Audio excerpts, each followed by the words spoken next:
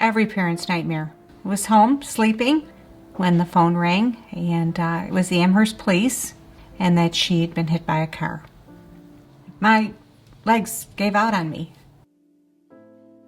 I got off of work and I went to get my daughter from the grandmother house. We pulled up to the house, and all of a sudden this car, it comes out of nowhere, pulls up to the side of me, and this guy starts shooting. I was cycling, just riding along, and next thing I know, woke up in an ambulance. I was on my way to ECMC. I think that in a minute, anybody's life can change. And with trauma, you have the golden hour. You have to identify all the injuries, you have to treat them, and get the patient stabilized so that they survive. And it seems like it's chaos to everyone else, but it really is just amazing to watch. There's a lot of things that go through your mind then. And, you're fearful. You don't know what to expect. You don't know what kind of care you're going to get. You got a bag on your face that's you're breathing air, and all you hear is noise. You just hear people and sounds. It's not like you can look around and see what's going on. What you see the most is a bright light, and the bright lights of an emergency room are staring down at you. But then you look around and there's 2 doctors, 2 nurses, other technicians doing things, and it's comforting. So you finally realize that I'm in good hands. We actually thought she was already gone, and they were just telling us to come. I sustained a traumatic brain injury. Everything that I knew how to do, I had to relearn how to do it. To walk, to eat, to move. Dr. Bennett told us that he needed to remove part of Amy's skull and harvest it in her abdomen. And so he stood there with clippers in hand and shaved off that beautiful head of hair. Because Buffalo doesn't have what is called a harvest site, a machine that they could put the skull in so it doesn't die, I became the harvest site. So they made an incision in my abdomen and put the piece of my skull in and put it in my abdomen there. I remember going down that escalator there right at the entrance of ECMC. And I remember looking up, and there was that big sign that said ECMC, #1 survivor, trauma survivor unit. And truthfully, at that moment, I knew Amy was going to be okay, because she was in the right place.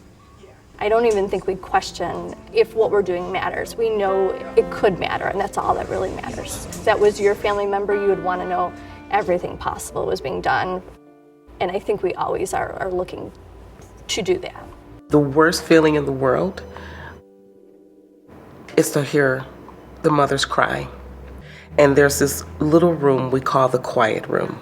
Usually that's where you go and get not so good news. But the quiet room is right where the ambulance come in.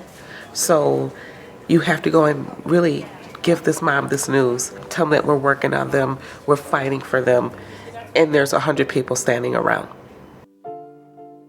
We've used every corner, office, closet to develop into more treatment spaces, and we still are crowded. That is despite the fact that over the years a lot of people have said that that would slow down. By midday, we have every room in the department full, and we have to start putting patients on carts in the hallway. As technology improves, there's more equipment needed, electronic documentation required computers, and the current department was not designed for that. Rooms weren't designed to hold families to be with their patients and the staff that are trying to work there. It's amazing to see how much improvement you can see in a patient in 24 hours with the intensive resuscitation that they receive both in the emergency department and in the trauma ICU. I was very appreciative of what they did, and it's just, they just know how to do it. They truly know how to take care of you at that trauma center. We are the community's trauma center. We are the trauma center for Western New York. And it's very similar to cancer in some ways in that patients never think that it's going to affect them. No one gets in their car to drive to work thinking that this is the day they're going to need a trauma center to help them survive an injury. He shot 3 times. One bullet struck me in my chest, grazed my heart, hit my lung, and lacerated my liver and exited. I just know at that moment, I didn't know what was going on. I know I didn't want to, die in front of my children. Immediately, they rushed me back to OR and cut my clothes off and just start.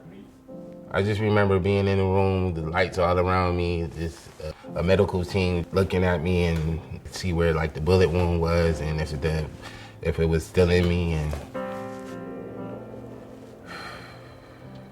I just remember laying on that table please, Lord, I need to make it. I believe in what we do at ECMC so much that I bring my family there. I brought my mother to ECMC. She dissected her ascending aorta up to the carotid arteries, descending down to her iliac arteries.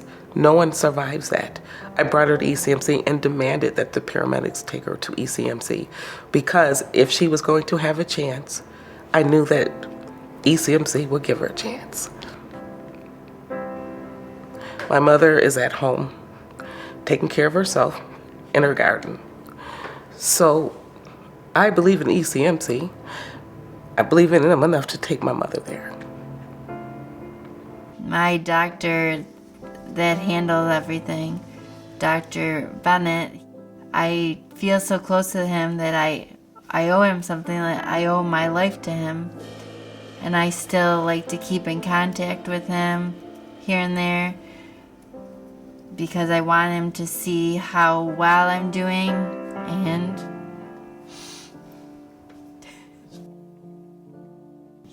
and see that his hard work paid off and success that he did.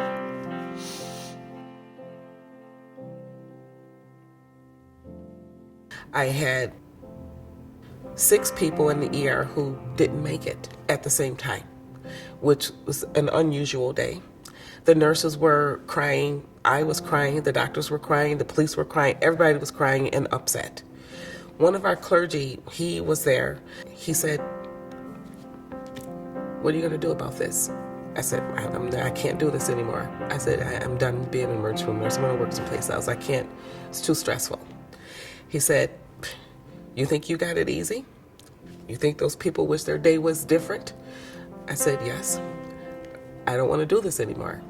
He said, "You guys are the battlefield. You are the frontline staff. If it was easy, everybody would be able to do it. You guys are soldiers, and you fight for your patients every day. So you can continue to fight, or you can go and have an easier job. Which one do you want to do?" I came back. That's what emergency nurses do. We fight every day for our patients. We work under unbelievable conditions. The chaos, the lack of space, the people everywhere. And we come back and we do it again. It'd be nice to work in a good ER, a big ER with enough rooms, enough equipment, the right equipment, not have to shuffle people around and, put someone who expired in the back hall because I have another trauma.